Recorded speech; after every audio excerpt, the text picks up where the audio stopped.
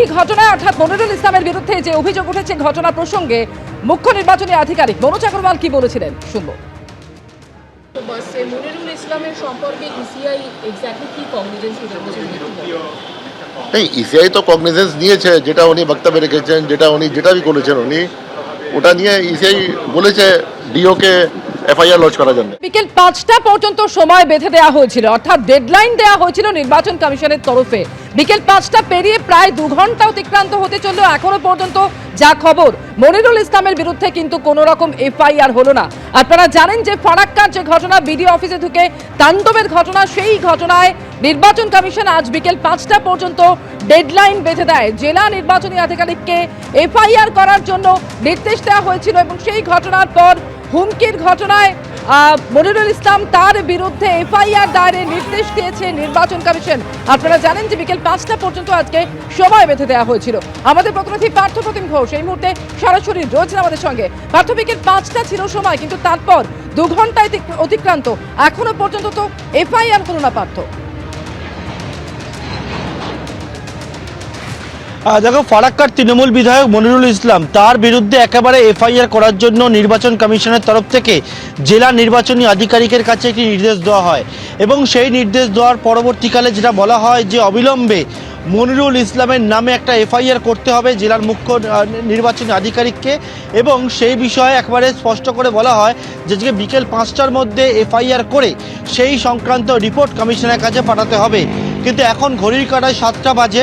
আমরা যেটা পুলিশ সূত্রে জানতে পারছি এই ডেডলাইন পেরোবার পর 2 ঘন্টা কেটে গেল, এখনও পর্যন্ত মনিরুল ইসলামের নামে কোনো কিন্তু নতুন যে অভিযোগ নির্বাচন আধিকারিকের সেই কিন্তু জেলা নির্বাচন আধিকারিকের সেটা কিন্তু জমা পড়েনি থানার কাছে।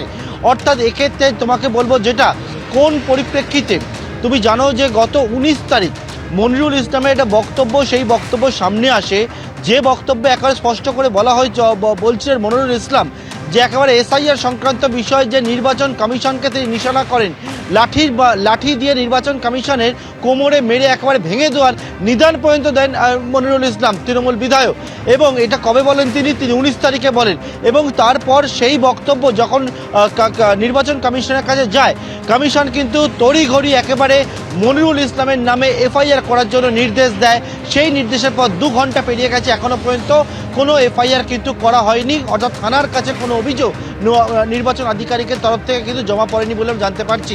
প্রসঙ্গত আরও বলি, এই মনিরুল ইসলাম সম্পর্কে এই এসআইআর আবহের মধ্যে গত 14ই জানুয়ারি প্রথম কিন্তু একটি বিষয় সামনে আসে যেখানে দেখা যায় ফারাক্কার বিডিও অফিস, সেই বিডিও অফিসের মধ্যে একেবারে বিধায়কের উপস্থিতিতে বিধায়কের দল একেবারে পার্থ যেরকম তুমি বলছিলে গত 14 তারিখ বিডিও অফিসে তাণ্ডব এবং এরপরে গত 19 তারিখ দেখা যায় প্রকাশ্য সভায় মনিরুল ইসলাম তিনি হুমকি দিয়েছিলেন। ঠিক কি বলেছিলেন তিনি সেই দিন শোনাবো। ঝান্ডা চলবে না, লাঠিতে বাঁধতে হবে, লাঠিতে। কোমরকে ঢিলা করে দিতে হবে নির্বাচন কমিশনে, কোমরকে ঢিলা করে দিতে হবে নির্বাচন কমিশনে। মানুষকে নিয়ে ছেলাকেলামো করছো আর তুমি নিরাপত্তা নিয়ে ঘেরাটেপের মধ্যে আছো না, তুমি আকাশে আছো, পাতাল থেকে ছেঁচড়ে বের করবো, পাতাল থেকে বের করবো। নির্বাচন কমিশনের এখান থেকে আমি বলতে চাই ওনাকে পদত্যাগ করা উচিত। ভাঁড় হয়ে গেছে, গাদ্দার হয়ে গেছে, অযোগ্য লোক। আমি শুধু ইশারায় বলবো 19 তারিখে ফাইনাল লিস্ট বের হবে, তখন কিন্তু যদি সব ঠিকঠাক হয় আর নচেত দেখবেন চারিদিকে আগুনে আগুন জ্বলছে, কিচ্ছু করার নেই, কিচ্ছু করার নেই। এই ধুক ধুক করে মরার চাইতে লড়াই করা মরা আমি মনে করি জীবনের সার্থক। গত 19 তারিখের ভিডিও রাখলাম আপনাদের সামনে। মনিরুল ইসলাম তিনি প্রকাশ্য সভায় এভাবেই হুমকি দিয়েছিলেন এবং এখনো পর্যন্ত নির্বাচন কমিশনের ডেডলাইন পেরিয়ে যাওয়ার পরেও কোনো এফআইআর দায়ের হলো না তার বিরুদ্ধে। সরাসরি আমাদের সঙ্গে রয়েছেন পার্থপ্রতিম ঘোষ। পার্থপ্রতিম, এর আগেও যে এফআইআর দায়ের হয়েছিল সেখানে মনিরুল ইসলামের নাম ছিল না, এবার নির্বাচন কমিশনের ডেডলাইন এবং তারপর 2 ঘন্টা ইতিমধ্যে অতিক্রান্ত, তারপরও এখনো পর্যন্ত যা খবর কোনো রকম অভিযোগ দায়ের হলো না মনিরুল ইসলামের বিরুদ্ধে। একেবারে দেখো 14 তারিখে একেবারে যে বিডিও অফিসে ঢুকে ফারাক্কার বিডিও অফিসে ঢুকে ভাঙচুর তাণ্ডবের ঘটনা, সেই ঘটনাতে বিধায়কের উপস্থিতি যখন দেখতে পাওয়া যায়, তার দলবল সেই ভাঙচুর করছে, বিধায়ক সেখানে উপস্থিত রয়েছে। সেই ঘটনায় আমরা কি দেখলাম, সেই ঘটনাতে বিধায়কের নামে কোনো রকমভাবে এফআইআর হলো না। সেই ঘটনায় 6 জনকে গ্রেপ্তার করা হয়, যাদেরকে কালকে একবারে বীরের সম্মান দিয়ে তারা জামিন পায়, যখন তাদেরকে গাঁদা ফুলের মালা পরিয়ে তাদেরকে কিন্তু বের করা হয়। তার পরবর্তীকালে 14 তারিখের পর 19 তারিখ, সেই 19 তারিখ একেবারে প্রকাশ্য একটি সভামঞ্চ, এবং সেখান থেকে বিধায়ককে দেখতে পাওয়া যাচ্ছে একেবারে কমিশনকে, প্রথমে এসআইআরকে নিয়ে একেবারে বিডিও অফিস, এবং তারপরে দেখা যাচ্ছে আরও এগিয়ে গিয়ে কমিশনকে নিশানা করছে, কমিশনের উদ্দেশ্যে হুমকি দিচ্ছে।